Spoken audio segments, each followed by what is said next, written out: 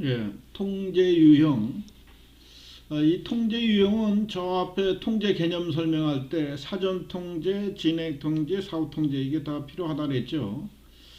자, 사전 통제라고 하는 것은 자, 업무의 실행이 시작되기 전에 계획 단계에서 이루어지는 통제 활동, 소위 목표 달성을 위해서 사전 준비를 확인하는 등 통제로서 가장 바람직한 통제 방법이다. 그러니까 사전 통제도 아주 중요해요. 각종 통제 시스템의 구축, 물적, 인적 자원의 확인, 교육 훈련 등이 이제 필요하다 이러는 것인데 우리가 아주 좋은 예로 해외여행 가기로 했는데 공항 가서 티켓팅을 하고 비행기표를 출국하려고 했더니 여권을 안 가져왔네? 이거 뭐 아무것도 아닌 일인데 여권 없으면 해외여행 할 수 있어요? 못하죠. 그러니까 이럴 경우에는 사전에 꼭 내가 여권을 챙겼는지 비행기표는 있는지 미리미리 다 짐을 점검해 보는 것이 옳겠죠. 대강 싸놓고 그냥 에이 되겠지 하면은 이거 큰일 나는 문제입니다. 이게 다 예약해 놓고 뭐 절대 못 가고 일행 중에 한 명이 빠지고 그러면 모든 일이 뒤틀리고 한두 사람이 빠지는 것뿐만 아니라 경비적 손해도 엄청나죠. 그 다음에 이제 진행 통제. 업무가 수행되는 도중에 이루어지는 통제 활동으로서 사전에 구축된 시스템에 의해서 이루어지는 경우에는 더욱 효과적이다. 즉 실시간 정보 획득이 가능하기 때문이다. 이런 얘기인데 소위 현장 입회하에 감독을 한다거나 각종 정보 시스템을 이용해서 실시간 정보에서 확인한다든가. 그러니까 실시간 작업량이라든가 생산량이라든가 또는 매출량, 매출액 이런 데이터를 보고 우리가 1년에 뭐 3천만 원어치 팔기로 했는데 한 달에 얼마 이상 팔아야 된다. 그러면 일주일에 그럼 하루에 뭐 이게 나오겠죠, 대강.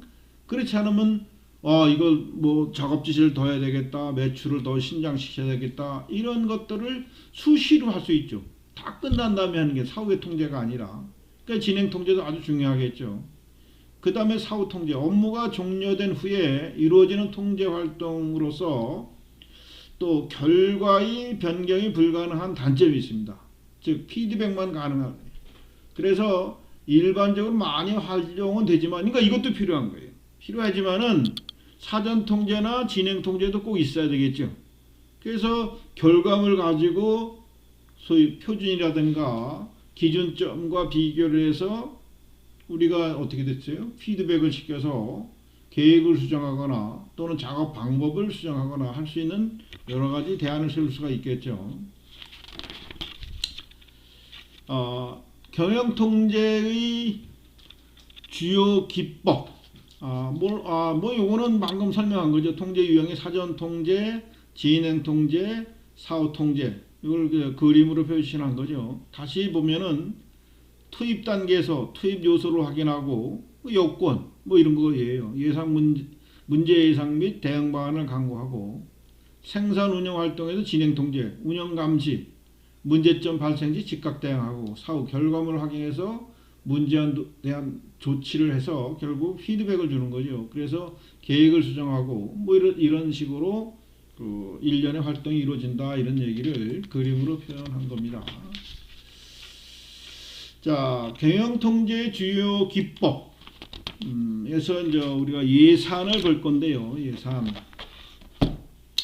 우리가 이제 예산이라고 하면은 특정 조직의 단위 기간 동안의 수익과 지출에 관한 예정된 계획서 또는 계획을 우리가 예산이라고 하는데, 그러니까 우리가 조직의 활동은 결국은 돈을 소비시키죠, 그죠? 돈을 운영하게 되는데 이 활동 내용에 따른 돈이 지원이 안 되면은 할 수가 없잖아요, 그죠? 그래서 그 예산을 통제를 해서 예산을 적절히 짜서 예산대로 집행되는지 이행되는지를 관리 지켜보면 컨트롤하면은 하면서 목표를 달성시킬 수 있게 할 수 있다 이런 얘기예요.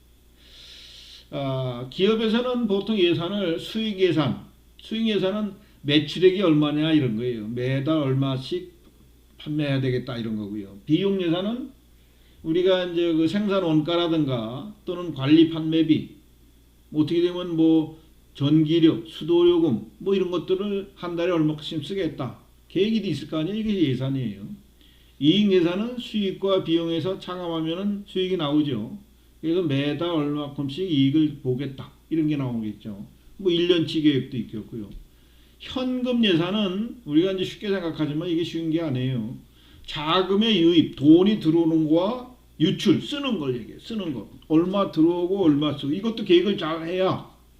이걸 계획을 잘못해서 유입이 적은데 유출 계획이 많이 나오면 어떻게 돼요? 돈이 부족해져. 그러면 어떻게 돼? 부도도 날 수도 있고요. 은행에서 돈을 빌려야 하는 상황도 생기고요. 자본 예산은 뭘 얘기하냐면은 우리가 자본 이렇게 이 용어에 헷갈리면 안 돼요. 회사에서 장기간 투자한다고 생각할 때 큰 돈을 들여다가 건물을 짓거나 또는 공장을 짓거나 뭐 이럴 때 땅을 사거나 이럴 때 큰 돈들이 들어가죠. 이럴 때는 우리가 자본 예산이라는 용어를 씁니다.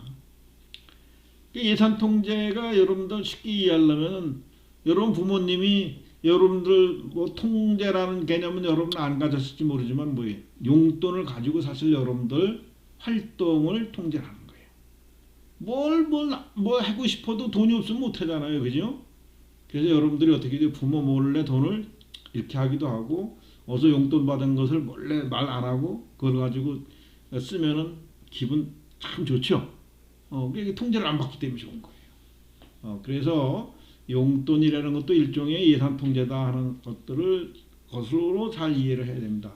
다시 요약을 하면은 경영 활동에 필요한 모든 계획을 화폐 가치로 나타난 예산을 수립하고 이에 기초하여 경영 활동을 수행하며 예산과 실제의 실행 결과의 차이를 분석하는 관리 기법이다. 교수님, 내 딸들 대학 다닐 때 돈을 이렇게 주는 게 아니라 카드를 만들어 줬어요.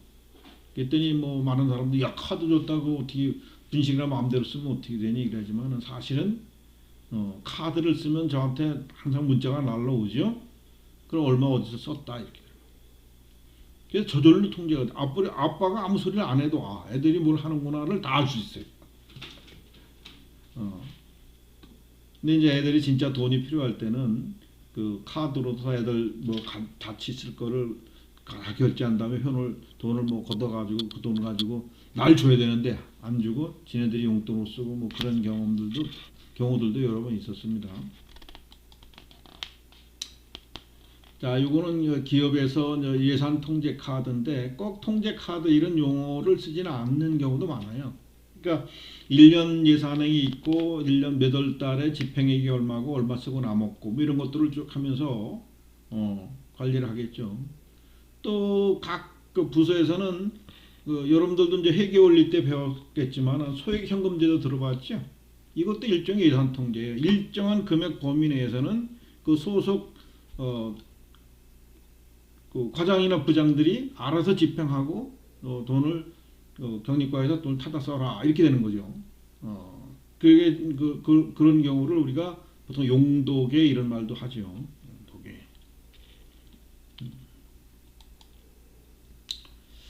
자, 내부 통제와 이제 감사. 어떻게 보면 통제를 내부 통제와 외부 통제로 크게 나눌 수가 있는데 내부 통제는 그 내부 이제 감사. 보통 그 주식회사의 경우에는 감사라는 감사라는 임원급의 그 상법상의 감사가 있어요. 내부를 통제하고 규칙대로 잘 운영되는지 뭐 지출은 어떤지 이렇게 감사하는 분이 있고요. 또 회계부서에서 아까 예산에 의해서 돈 지출을 통제함으로써 견제를 시킬 수가 있고요. 또 기획관리실 이런 데서는 우리가 회사 내규대로 잘 움직이는지 이런 걸 가지고 기업을 통제할 수도 있습니다. 그러고 이제 우리가 대비되는 게 외부 감사인데 외부 감사는 이거는 한 100억 이상의 주식회사의 경우만 해당됩니다. 100억 이상의 주식회사의 경우에는 주식회사의 외부 감사에 관한 법률에 의해서 소위 회사 내부에 있는 조직이 아니라 공인회계사 들어봤죠? 공인회계 CPA 그죠? CPA에서 회사의 회계 자료를 감사를 해서 공표하도록 돼 있어요.